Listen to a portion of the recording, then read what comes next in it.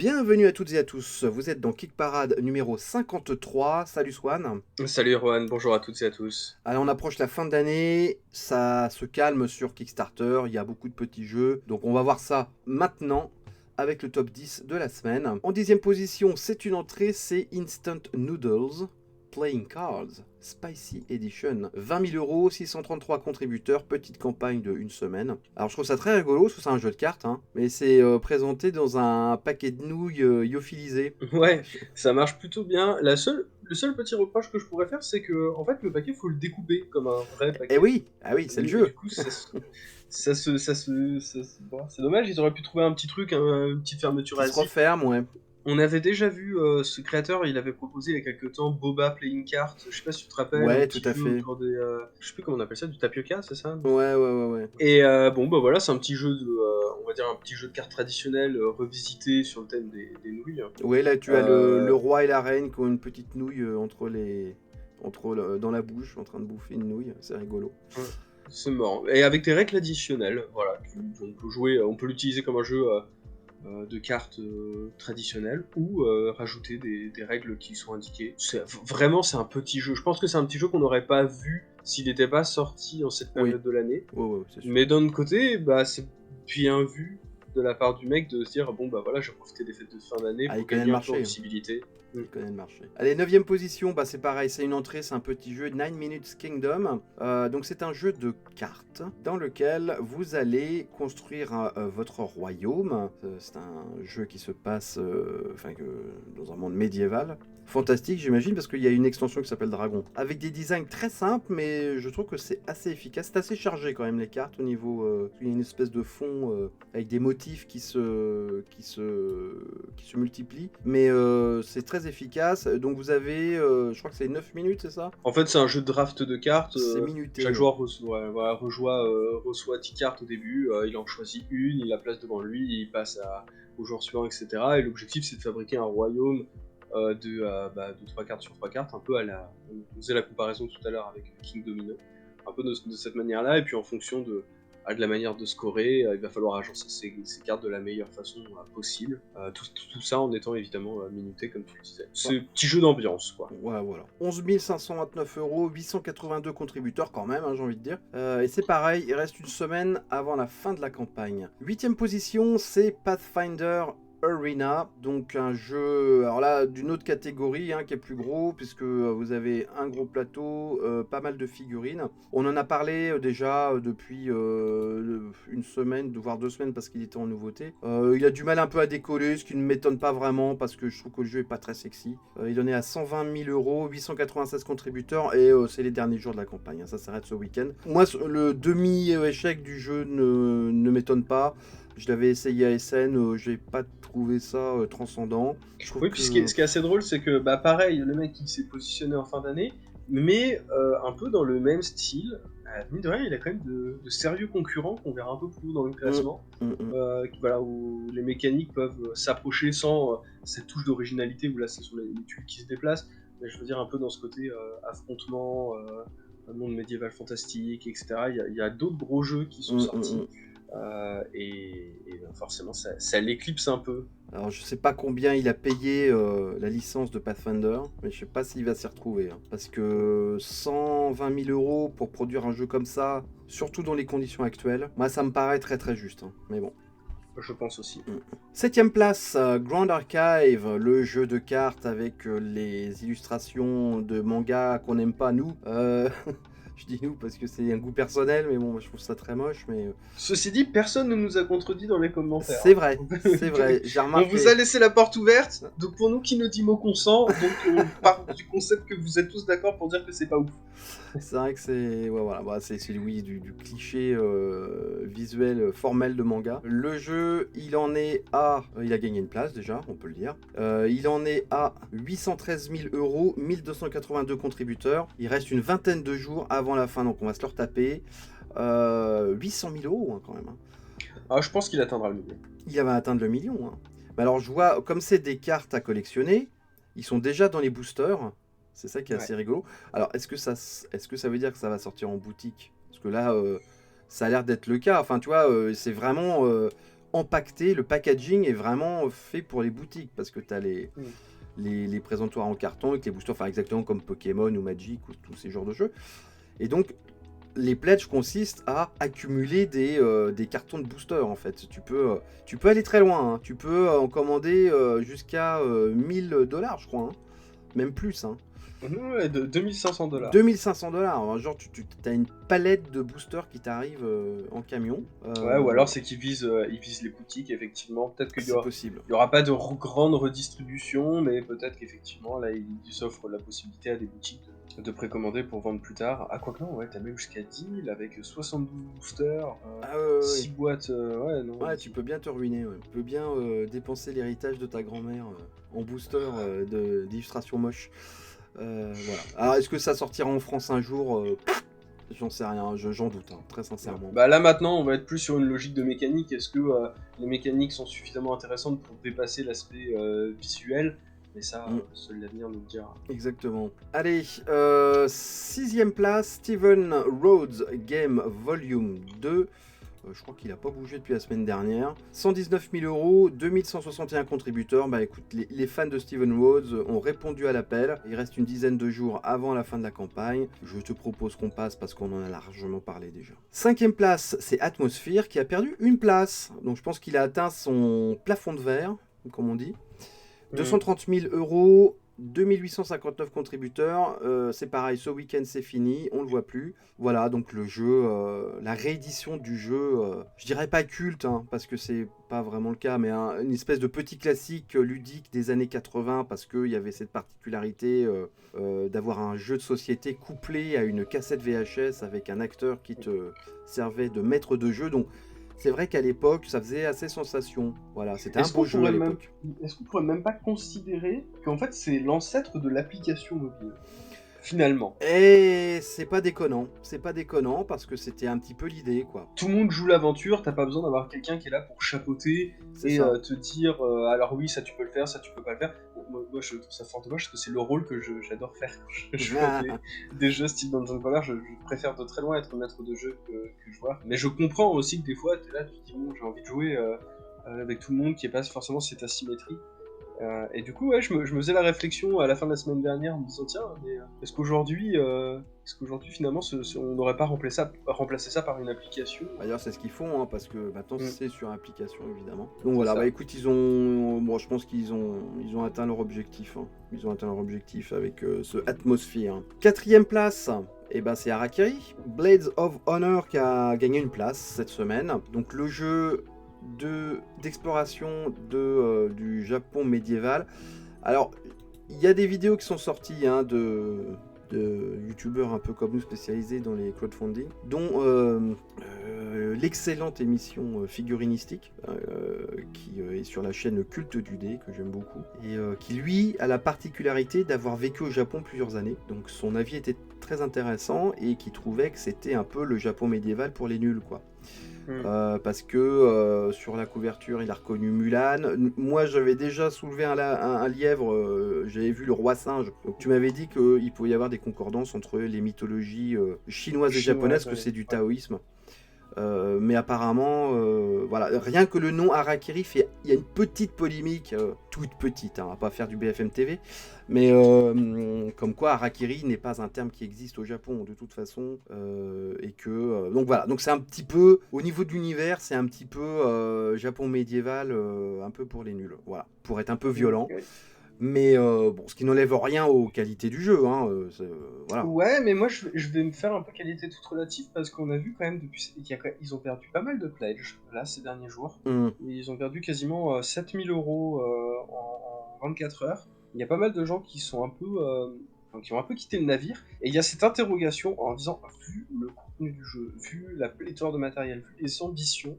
Alors ok, un demi-million d'euros c'est très bien, oui, mais il y en a beaucoup qui commencent à douter de la suffisance d'un tel revenu. ouais, ouais, Sachant ouais. que voilà, ils débloquent des stretch goals, ils en sont à 32 stretch goals au moment où on fait les missions qui ont été débloquées. Ouais. Donc il y a un peu cette interrogation en se disant est-ce que les mecs n'ont pas les yeux plus gros que le ventre et est-ce que finalement le jeu on le recevra bien en l'état, est-ce qu'il va pas être pénalisé parce que la campagne elle est un petit peu visiblement en demi-teinte, Hum. elle progresse pas trop. Et surtout que Donc, c'est un il y a- premier projet, alors ça c'est peut-être pas très rassurant aussi pour les backers, hein. Ça c'est vrai que c'est le genre de jeu, tu te dis, c'est quand même fait pour des boîtes qui ont déjà de l'expérience, quoi. Les mecs, ils arrivent directement avec ça sur Kickstarter. Bon après, ils ont peut-être des expériences individuelles dans le jeu, évidemment. Je pense pas que ce soit des mecs qui arrivent comme ça par hasard. Mais en tout cas, au niveau de leur société, c'est le premier jeu qu'ils lancent sur Kickstarter, c'est le premier projet. Donc c'est pas forcément super pour la confiance non plus. Bon, après, on rappelle rapidement le concept du jeu, Ouais. c'est-à-dire que vous allez incarner des personnages, vous allez vous déplacer sur une immense carte vue du dessus. Vous allez, en fonction des lieux où vous vous déplacez, vous allez débloquer des quêtes, des objets, vous allez pouvoir vous équiper, vous allez pouvoir entendre des rumeurs, vous déplacer, etc. Et vous serez amené aussi à mener des confrontations quand le jeu vous indiquera. Et en fait, ces confrontations, plutôt que de se contenter uniquement de lancer des dés comme les jeux qui laissent supposer, enfin, c'est ce qui se passe régulièrement avec ces jeux qui proposent un plateau fixe.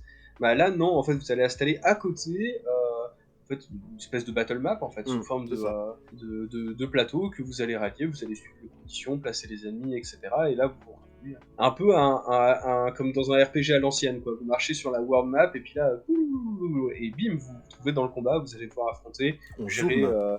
Voilà, on va zoomer, vous allez devoir gérer votre environnement, etc., affronter des créatures, et puis voilà, essayer d'aller au bout des différents scénarios, parce que je crois qu'il y a un autre scénario qui vient de se débloquer. Mm. Donc, moi, j'avais déjà dit la semaine dernière, mais moi, j'ai mis vraiment des réserves. J'ai un peu l'impression c'est trop fourre-tout, il y a trop de trucs. Sur le principe, l'idée m'intéresse, hein, mais je me demande si on va pas se retrouver avec un jeu moyen partout plutôt qu'avec un jeu vraiment fort sur un élément. Mm, Ce qui est un mm. peu dommage. Allez, avant de passer aux 3 premiers de Kickstarter, on fait un petit tour par la nouveauté. C'est ça.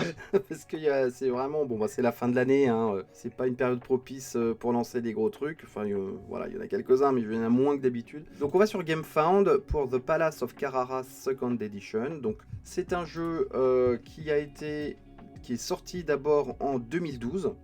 C'est fait par les éditeurs. Comment s'appelle cette boîte déjà? Elle s'appelle Game Brewer, voilà. Et eux, ils ont quand même de la bouteille parce qu'ils ont sorti Hippocrate, Stroganov et Paris. Donc c'est un éditeur qui a vraiment pignon sur rue. Et donc là voilà, ils refont leur jeu Carrara, Palaces of Carrara, parce qu'il y en a plusieurs. Donc là c'est purement et simplement un jeu de construction, hein, de bâtiments dans la Renaissance. Et donc il va falloir gérer vos ressources afin de pouvoir construire vos palais de Renaissance. Et la nouveauté, c'est cette petite roue qui est au milieu du plateau, voilà, qu'il n'y avait pas apparemment dans la première édition, qui va vous permettre d'essayer de choper les matières premières.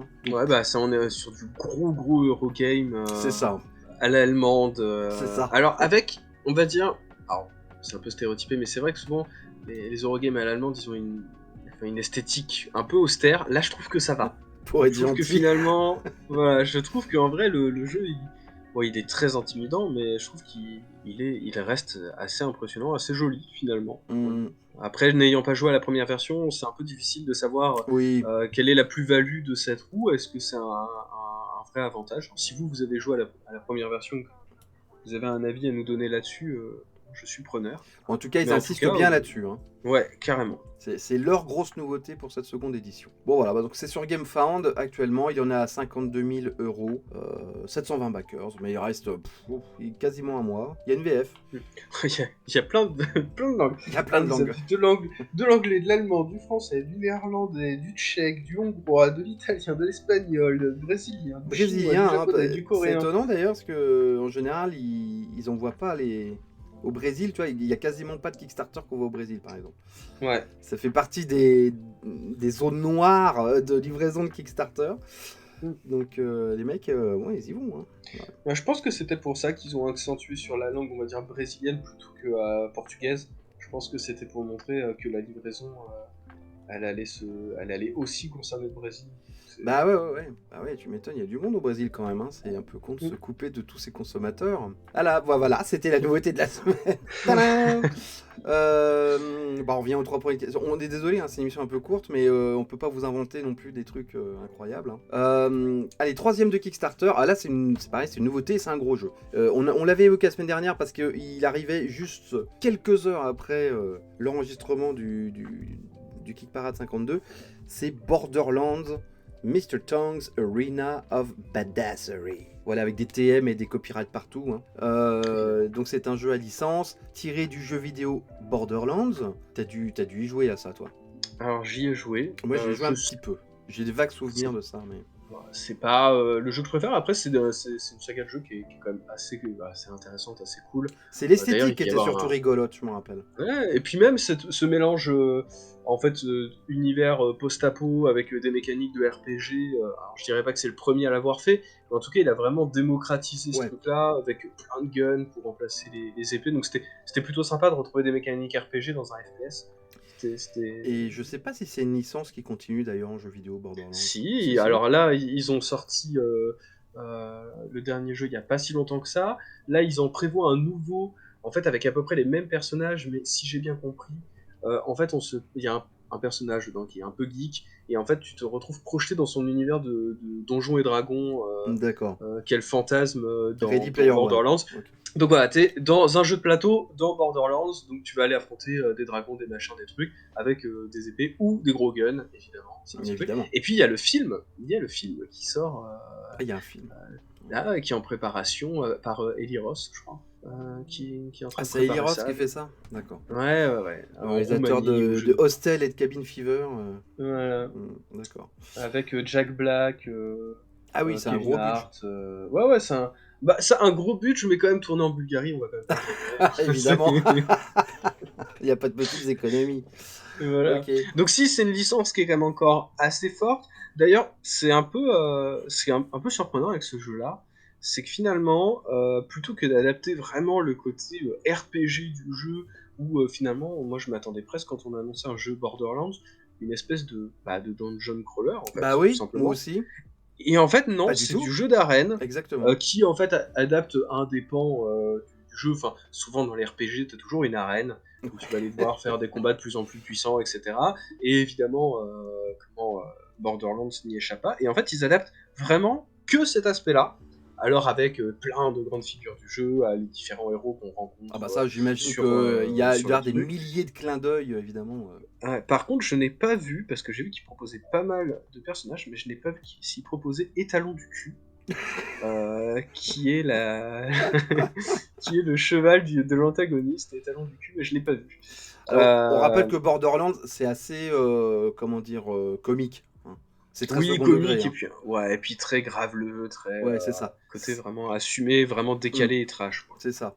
Donc, écoute, le jeu de plateau, alors il y a plein de matériel, hein, des cartes à gogo, belles illustrations. Alors, ils ont eu le bon goût de ne pas reprendre, pas comme dans Skyrim, le jeu de plateau pourri, des photogrammes du jeu vidéo. Ouais. Là, c'est de la vraie illustration, bien BD, bien rigolote. Je trouve que les cartes sont super belles. Il y a de la figurine, évidemment. Moi, c'est plus du pion que de la figurine pour moi, hein, parce que les figurines n'ont pas l'air extraordinaires. Très sincèrement, elles sont très statiques. Elles sont pas... c'est du pion, quoi. Ouais. Les tuiles, c'est pareil, tu vois, enfin, je comprends parce que c'est raccord avec le jeu, mais tu vois, l'arène en elle-même, donc c'est des tuiles que tu vas assembler, mais c'est toujours le même décor, c'est du sable, quoi. Ouais. Donc c'est un peu tristouné sur la table, je trouve. Bah, de manière générale, je trouve que le jeu est pas... Enfin, on en parle souvent enfin, moi, c'est quelque chose qui me tient à cœur, adapter du jeu de plateau, enfin, du jeu vidéo en jeu de plateau et vice-versa. Et c'est vrai que Borderlands, c'est quand même un jeu qui est basé sur le loot, sur un univers qui est quand même bien développé, avec un vrai lore, etc. Ouais, c'est ça. Et là, je trouve ça presque un peu triste. Ça fait un peu pauvre, quoi. Ouais, ça fait un peu pauvre au niveau du décorum. Après, les loots, tu les as quand tu butes les punks en face. Ils larguent du loot, tu peux les récupérer. Alors attention, hein, parce que là, on parle du jeu de base, parce que sinon, tu peux dépenser évidemment tout ton salaire en add-on. C'est-à-dire que tu as les tokens en acrylique. Là, pour le coup, tu as du décor, enfin de l'accessoire, on va dire, en 3D plastique. Donc, tu as des antennes, de l'ordinateur, des pneus, des barils. Enfin, voilà. C'est aussi des petits malins parce que les mecs, tu vois, ils se disent on va leur foutre le minimum. Puis après, bah, tu regardes le truc, tu te dis ouais, mais c'est bien, mais tu vois, ça fait un peu pauvre le décor. Ah, bah ouais, tiens, ils vendent les pneus et les barils en plastique, ça serait cool sur mon plateau. Bon, bah, c'est 30 $, tant pis. Bon, on y va. Bon, après, ça fait quand même un pledge final à 120 €. Bon, après, en rajoutant évidemment TVA, transport, etc. Mais pour ce style de jeu, je trouve, surtout à licence, que c'est pas non plus. Oui, c'est pas Moi, le jeu l'arnaque. m'intéresse pas, je le trouve pas super intéressant. Enfin, si, c'est de l'arnaque, mais c'est pas plus une arnaque. On a vu des plus grosses arnaques autour de ce genre de jeu à licence. En vrai, je trouve que ça va. Moi, je pense que si tu veux un jeu d'arène, je pense qu'il y a mieux, hein. Ah bah, de toute Très façon, sincèrement. tu prends n'importe quel Chip Theory Game, et voilà, c'est bon. Ouais. Même t'as des jeux de figurines d'escarmouches, post-apo, futuristes qui sont mais 1000 fois mieux, quoi. Donc, je sais pas. Moi, je suis vraiment pas convaincu par le truc. Voilà. Après, c'était Non, à vraiment fan de réserver vraiment, l'univers. Bon. ouais, c'est ça, pour les fans hardcore. Ouais, c'est ça. Mais bon, il en est quand même à 916 000 euros, 7178 contributeurs. Il reste une dizaine de jours. Donc il va largement atteindre le million, donc c'est une affaire réussie, hein, on va dire. Allez, deuxième place, c'est The Weather Machine, qui a perdu une place, qui a été détrônée. 860 000 euros, 7322 contributeurs. Il reste une semaine, je pense qu'on ne le reverra pas, on le reprendra pas la semaine prochaine, parce qu'il va rester genre un jour ou 2 jours. Bon bah voilà, carton plein pour The Weather Machine, qui lui, alors pour le coup, est une grosse prise de risque ludique, malgré le nom de Lacerda qui a évidemment son lot de fans, et c'est normal parce que c'est un excellent designer de jeu. Mais le jeu, il est super lourd, super long, super compliqué, et c'est pas franchement la mode, on va dire. La mode, elle est plutôt à des jeux pas forcément simples, mais qui durent 1 heure, avec des principes un peu moins complexes. Et là, ils se sont dit, non, on fait du jeu expert, on vous emmerde. Voilà. Et donc, et voilà, et ça a marché. Donc, je suis plutôt content et c'est très joli. Alors, vraiment, pour le coup, je Ouais, trouve il est que très très beau. l'esthétique est magnifique, très cohérente. Après, je me dis, c'est pas non plus le genre de jeu qui a énormément de concurrence en ce moment sur Kickstarter. Donc, ce qui explique aussi le Bah non, sujet, justement, enfin oui. le succès, Ouais, ouais, c'est ouais. que finalement, bon bah, c'est un beau score, mais finalement des jeux comme ça, il en sort, allez, 3 par an. Donc forcément, les fans de ce Ouais. style de jeu, ils ont économisé, tu vois. C'est Ils ça, attendent et le bon moment. c'est bien hein, que le mec, tu vois, il reste droit dans ses pompes, quoi. Il essaye pas de Ouais, qui courir prend. après la mode ouais, voilà, ou on va dire les désirs des éditeurs. Le mec, il a son style, il a sa patte, il a ses mécaniques, et il s'y tient, et ça marche. Donc il n'y a pas de raison. Bah, le jour où ça marchera pas, peut-être qu'il essaiera d'autres trucs, hein. Il faut prendre le temps de rentrer dans les jeux de la Cerda, il faut prendre. Enfin, c'est vraiment des jeux exigeants, mais enfin, si c'est votre style de jeu, c'est vrai que c'est un nom qui est un peu incontournable, quoi. Même moi qui suis pas un grand amateur de ce style de jeu, j'ai Mm. entendu parler de ce mec-là, j'ai essayé des jeux de ce type-là, enfin, voilà, c'est un mec qu'on ne peut pas passer à côté. Et puis il y a une édition française maintenant, on l'a pas dit la semaine dernière, hein, mais il y est depuis la semaine dernière. Enfin, on avait changé le petit pouce, hein, quand même, hein, on avait vu, C'est vrai. qui est assuré par Philibert. Donc j'ai regardé parce que la page est en anglais. Même quand tu vas sur Philibert, la présentation du jeu est en anglais, mais c'est bien marqué French. Donc c'est assez paradoxal. Donc voilà, donc Weather Machine est traduit en français. Allez, premier de Kickstarter, il est quasiment fini. Il sera peut-être même fini si vous regardez cette émission la semaine prochaine. Mais on voulait le mettre quand même parce que je trouve que c'est tellement un hold-up, c'est génial. Voyage, le petit roll and write que nous avions évoqué la semaine dernière. 38 000 euros, ce qui est un score ridicule si on veut être, mesquin. Mais en fait, non, c'est pas un score ridicule, mais par rapport à Weather Machine et Borderlands, c'est quand même 10 fois moins, ou même plus que 10 fois moins. Mais 8000 contributeurs, mon garçon. 8000 contributeurs. Il reste 3 jours où on enregistre, donc ça va être fini. Mais on trouvait ça rigolo que le premier Kickstarter soit quand même un petit roll and write où les mecs t'expliquent comment tu peux jouer quasiment gratuitement en détournant les applications de Paint, etc. Donc c'est rigolo, quoi. Bon, après, le jeu Bah, est tellement pas cher, quoi. que bon. oui, c'est 5 € pour obtenir on va dire le fichier à imprimer ou à mettre dans les différents logiciels, parce qu'il n'y a pas de version imprimée, hein, c'est print and play. Print and play, ouais. Mais effectivement, c'est important pour nous aussi surtout en cette période de fin d'année, de montrer un peu une petite success story avec un projet qui, sur le principe, qui est très simple, mais qui a l'air de fonctionner, qui a su trouver son public, et je trouve que c'est une belle récompense. Et ben voilà, on a fait le tour de Kickstarter, hein. C'était comment dire, assez succinct, mais bon, voilà, c'est comme ça. Eh bien, on se retrouve la semaine prochaine. N'oubliez pas de mettre des pouces bleus, abonnez-vous à So Many Bits, très important pour nous, pour qu'on puisse monter dans les recommandations YouTube, les pouces bleus, les abonnements, les commentaires évidemment, mais ça, on commence à être habitué parce que vous commencez à être... Enfin, il commence à y avoir pas mal de commentaires toutes les semaines, donc ça c'est cool. Ouais, Qu'est-ce que vous ça me pensez fait des super plaisir campagnes ? d'échanger avec vous.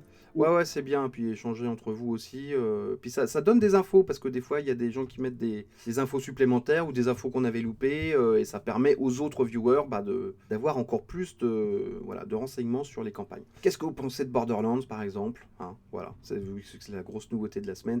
Qu'est-ce que vous pensez du nom Harakiri pour un jeu de médiéval japonais ? Lançons la polémique, allons-y. Bon, on se retrouve la semaine prochaine pour un nouveau Kick Parade. Salut Swan. Salut Erwan, salut à toutes et à tous. Ciao.